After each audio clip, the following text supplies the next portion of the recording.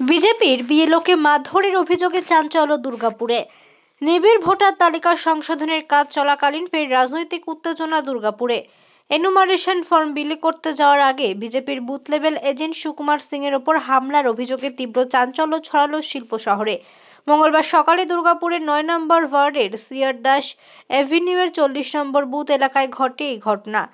গুরুতর জখম অবস্থায় সুকুমার সিংকে দুর্গাপুর মহকুমা হাসপাতালে ভর্তি করা হয়েছে। অভিযোগ, বিজেপির বিএলও হওয়ায় স্থানীয় কয়েকজন যুবক তার উপর লাঠি দিয়ে এলোপাথারি হামলা চালায়। আহত সুকুমার বাবু জানান যে সকালে ফর্ম বিলের জন্য বিএলওকে তিনি ফোন করেছিলেন, কিন্তু একটু অপেক্ষা করতে বলেন। সেই মতো সিআর দাস বাস স্ট্যান্ডে দাঁড়িয়েছিলাম। কিছুক্ষণ পর দুজন ছেলে মোটর বাইকে এসে অশ্রাব্য ভাষায় গালিগালাজ করে এবং লাঠি দিয়ে তাকে মারধর করে। অন্যদিকে দুর্গাপুর ১ নম্বর ব্লক তৃণমূলের সভাপতি রাজীব ঘোষ অভিযোগ অস্বীকার করে বলেছেন যে ঘটনার সঙ্গে তৃণমূলের কোনো যোগ নেই। এখন দেখার বিষয় পুলিশি তদন্ত কতটা নিরপেক্ষভাবে এগোয় এবং গণতান্ত্রিক প্রক্রিয়ায় আস্থা ফিরিয়ে আনতে প্রশাসন কত দ্রুত পদক্ষেপ নেয়। ফোন করে উনি প্রতিদিন সকালে বের হন, আজকেও ঠিক একইভাবে বেরিয়েছেন। কোন দলের উনি? উনি আমাদের ভারতীয় জনতা পার্টির বিএলএ 2। আর যখন এসআইআরের কাজ করার জন্য গেছেন ওই বুথে, তখন তন্ময় বলে উনি ডিটেক্ট করেছেন, পরিচিত বলে বুঝতে পারছেন, চিহ্নিত করেছেন যে এরকম আরও দুজন সহ ওনাকে এসে ব্যাপক মারধর করে। কারণ একটাই, তারা তৃণমূল কংগ্রেসের লোক এবং বিজেপির কার্যকর্তাকে মারধর করেছে এসআইআরের কাজ করা যাবে না। এরা বাংলায় হচ্ছে আইনের শাসন নেই, এখানে শাসকের আইন চলে। তাই আমরা অবিলম্বে বলছি, যদি এসআইআর করতে না দেওয়া হয় এখানে ভোট করার দরকার নেই, রাষ্ট্রপতি শাসন করে ভোট করা হোক। এই মমতা পুলিশ আর মমতা প্রশাসন এরা চায় না বাংলায় সুষ্ঠুভাবে নির্বাচন হোক, কোনো মানুষ গণতান্ত্রিক অধিকার প্রয়োগ করতে পারে। আপনারা তার সাক্ষী, এখানে স্বচ্ছ নির্বাচন করতে দেওয়া হয় না। বিএলএ 2 তিনি তার বিএলওর সাথে বেরোবেন, এসআইআরের ফর্ম নিয়ে বাড়ি বাড়ি দেবেন। আর আমাদের যারা কার্যকর্তা আছে দুর্গাপুরে, তারা সকাল থেকে রাত্রি পর্যন্ত যারা এসআইআরের ফর্ম ফিল আপ করে মানুষকে সহায়তা করছে। এই কাজ থেকে বিরত থাকার জন্য, কাজটাকে ভণ্ডুল করে দেওয়ার জন্য এরা এই সমস্ত কাজকর্ম করছে।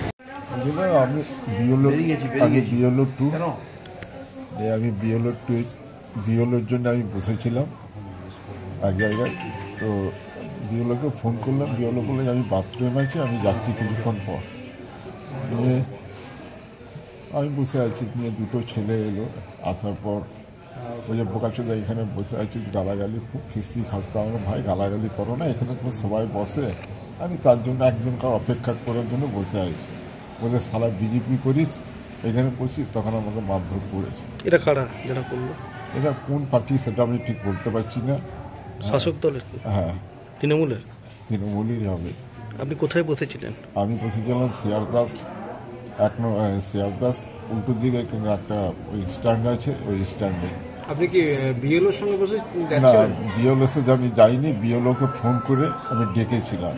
সেটাই আপনার অপরাধ? হ্যাঁ, আমার এটাই অপরাধ। কেন? আপনি তো বিএলএ? হ্যাঁ, আমি। আপনি তো থাকবেন সঙ্গে? হ্যাঁ, বিএলএ 2 আমি। কিন্তু আপনি তো সঙ্গে থাকার কথা আপনার। হ্যাঁ, সঙ্গে থাকার কথা না, বিএলও তখন স্কুলের মাস্টার, তো উনি হিসেবে এসছেন। আমি ফোন করেছিলাম ওনাকে, যে বলে আমি বাথরুমে আছি, আমি কিছুক্ষণ পর যাচ্ছি, আমি ওনার জন্য ওয়েট করছিলাম। লাঠি সোটা নিয়ে এসেছিল? হ্যাঁ। তৃণমূলের কে ছিল? তৃণমূলে কে ছিল আমি চিনতে পারিনি। আপনি কত নম্বর বুথ ওটা? আমার 40 নম্বর বুথ। কত? 40 নম্বর। দুর্গাপুর বিধানসভা? হ্যাঁ। 40 নম্বর? হ্যাঁ। কি নাম আপনার? আমার নাম সুকুমার সিং। এখন আমি এইমাত্র ওই ওয়ার্ডে আমাদের যে যুব প্রেসিডেন্ট আছে তাকে ফোন করেছিলাম এই খবরটা একটা কানাঘুষো শোনার পর। তো তার কাছে আমি ফিডব্যাক নিলাম, এরকম কোনো ঘটনাই ঘটেনি সকাল থেকে, বা এখন অবধি এরকম কোনো ঘটনা ঘটেনি। আর সবচেয়ে বড় কথা কি, যে এসআইআর আজকে 10 দিন হয়ে গেল, আমরা তো বিজেপির কাউকে রাস্তায় দেখতেই পাচ্ছি না। তো বিজেপির লোকই দেখতে পাচ্ছি না, তো তাকে আবার কোথায় খুঁজে বার করে তাকে মারধর, এগুলো নাটক ছাড়া কিছু নয়, এগুলো মিথ্যা মানে নাটক আর কি। এরকম কোনো ঘটনাই ঘটেনি।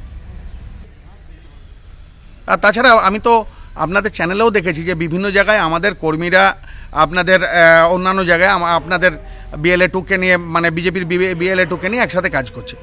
তো স্বাভাবিকভাবে এটা তো নির্বাচন কমিশনের নিয়মই রয়েছে যে সব পার্টির বিএলএ 2 একজন করে বিএলওর সাথে বেরোতেই পারে। তো যদি কেউ বেরিয়েই থাকে তো মারধর করার তো কোনো প্রশ্ন আসছে না, এটা তো সরকারি নিয়মে সে তো থাকবে। যেমনি বুথে বিভিন্ন পার্টির পোলিং এজেন্ট বসে, সেরকম বিভিন্ন পার্টির বিএলএ 2 থাকতেই পারে।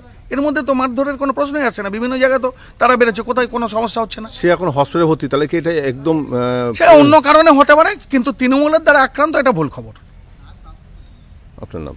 আমার নাম রাজীব ঘোষ, আমি দুর্গাপুর 1 নম্বর ব্লক তৃণমূল কংগ্রেসের সভাপতি।